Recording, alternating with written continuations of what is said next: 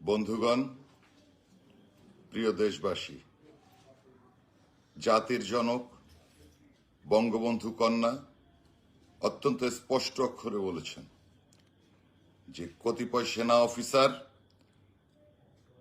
চক্রান্তের মাধ্যমে তাকে দেশ ত্যাগে বাধ্য করেছেন।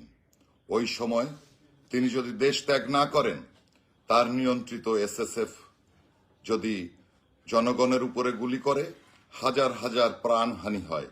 সেই কারণে তিনি হেলিকপ্টারে উঠতে বাধ্য হয়েছেন। পরবর্তীতে তিনি ইন্ডিয়াতে আছেন, আমার সাথে তার কথা হয়েছে।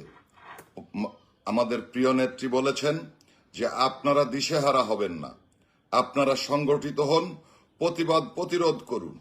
অবিলম্বে তিনি আমাদের মাঝে ফিরে আসবেন। জাতির জনক বঙ্গবন্ধু কন্যা সব হারিয়ে বাংলাদেশের মানুষকে তার আপনজন হিসাবে জানেন। তার বাবার স্বাধীন করা বাংলাদেশে আবারও তিনি আসছেন, আর আমরাও অধীর আগ্রহ নিয়ে অপেক্ষা করছি।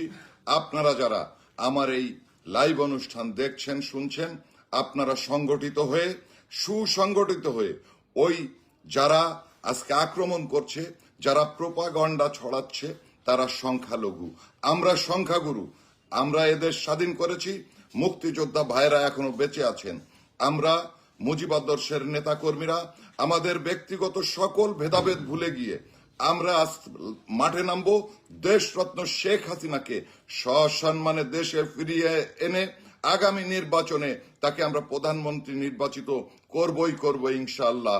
জয় বাংলা, জয় বঙ্গবন্ধু।